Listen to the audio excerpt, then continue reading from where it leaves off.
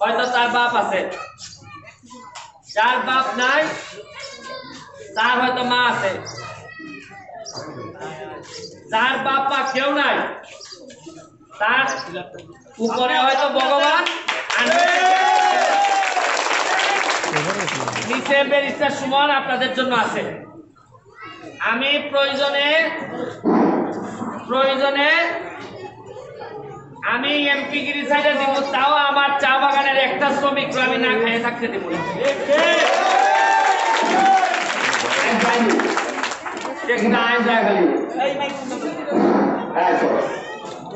আমি যখন এমপি ছিলাম না তখনই খাবার নিয়ে আসছিলাম। এখন আজকে আমাদের নিজাম চৌধুরী আপনাদের মেম্বারেরা আমরা বললো যে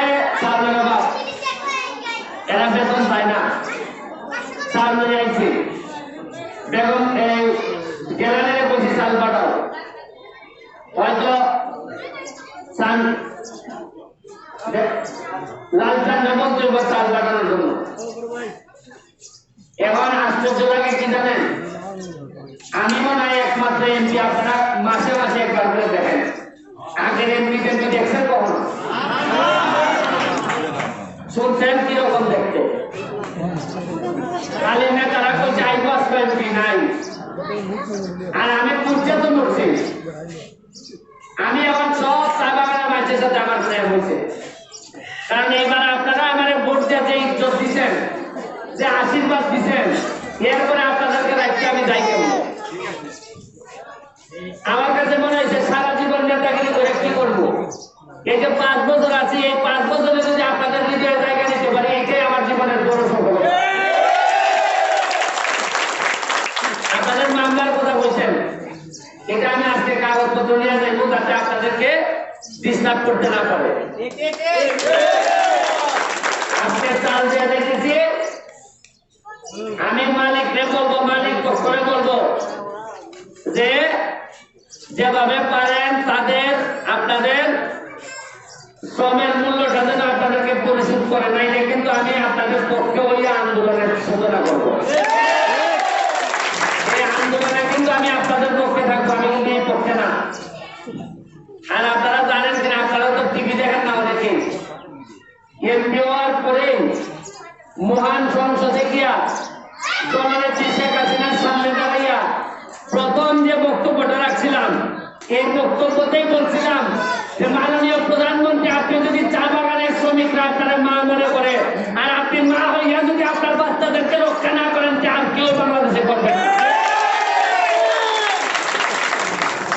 এরপরে চার দাম কিছু বাড়া শুরু হয়েছে, আর মালিক যদি ভালো থাকে আপনারা শ্রমিকরাও ভালো থাকবেন। কারণ আপনারা কি জানেন যে 1 কেজি চা পাতা উৎপাদন করতে খরচ লাগে 200, কত লাগে? আর 1 কেজি চা পাতা এরা বিক্রি করে কত জানেন? 100। তাহলে লস কত?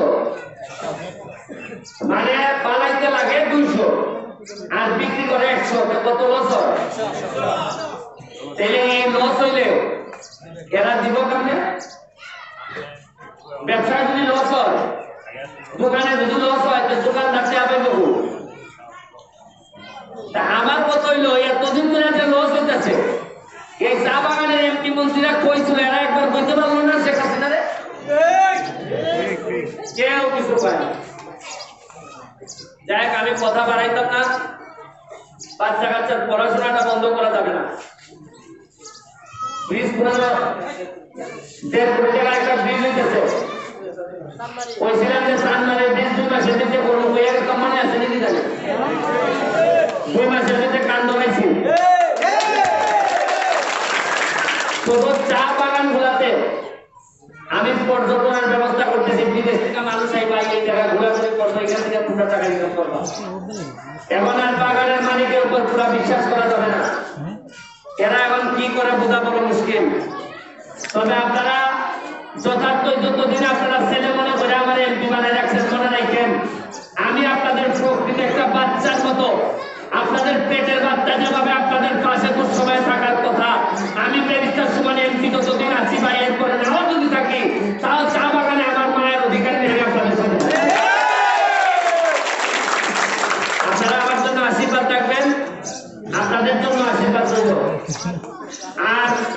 নির্বাচন আসছে, একটা উপজেলা নির্বাচন আসছে। আমি আপনাদের কাছে আশীর্বাদ চাইবো এবং আপনাদের কাছে বলবো যে দোয়া করবেন যাতে একটা সৎ লোক, যে মানুষের টাকা মারে না, যে মানুষের গম মারে না, যে মানুষের চাল মারে না, যে চা বাগানের মানুষের 5,000 টাকা আসলে এই থেকে 2,000 টাকা মেরে দেয় না, এইরকম একটা তরুণ একটা এরকম কাজ করতে পারে, গান যারা গানতে পারে, এরকম একটা লোককে ভগবানের বাস্তে এরকম একটা ভালো লোককে ভোট দিয়ে পেলে আগামীতে এবার আমার এমপি বানাইলে আমি সব ধরেন। আর যদি আবার পরবর্তীতে চেয়ারম্যান উপজেলা চেয়ারম্যান বানানো সব, তাহলে টাকা আপনাদেরকে চাইবো? আমি টাকা দিয়ে বরাদ্দ আনবো আর এখানে খাইয়া শেষ করে দেবো। আপনারা এখানে নিজাম চৌধুরী আছে, আমাদের মেম্বার আছে, মিঠুন আছে, এরা আপনাদেরকে যেভাবে বলে আমার যদি ভালো চান, মনে করেন যে আমি ভালো লোক চাই, এরকম ভালো লোকের ব্যবস্থা করবেন। আর সারা জীবন নাইলে কিন্তু ভোট চলব। ভালো সময় আজকে যেটা আমাদের ভোট দিয়ে নির্বাচিত করছেন, এই জন্য দুঃসময় আইসে এখানে বসে গেছি। আমার বিশ্বাস হয় না চুনারঘাট মাধবপুরের ইতিহাসে কোনোদিন কোনো এমপি আইসে এখানে বসে আপনাদের সাথে আজকে ভোট দিয়ে নির্বাচিত করছিলেন বলে আর নাইলে আর তুলে তুলে গেলে গেল। আমি আজকে চাল দিয়ে গেলাম, আগামী সপ্তাহে যখন যদি এরকম হয় আমি আপনাদের সাথে আছি। আমার জন্য আশীর্বাদ রাখবেন, আপনাদের জন্য আশীর্বাদ থাকবো। আরো একটা খবর নেন, আমি বিভাগ পর সব বাগানের মধ্যে সবচেয়ে দামি কাজটা প্রায় 1.5 কোটি টাকার কাজটা দেওয়ান বিভাগে রয়েছে। আপনারা ভালো থাকবেন। 5,000 টাকা করে কি এখনো পান নাই আপনারা? আপনারা এই আগামী সপ্তাহে যারা দায়িত্বে আছে এরা আপনাদের কাছে এসে যোগাযোগ করবে, যোগাযোগ করে বইলা যাবে যে টাকাটা কই আছে। হ্যাঁ, তোমরা আবার বাইক করে কেউ খাই দিছে কিনা, খাইলে যদি খাই যায় তাহলে আমার কাছে সরাসরি বলবা।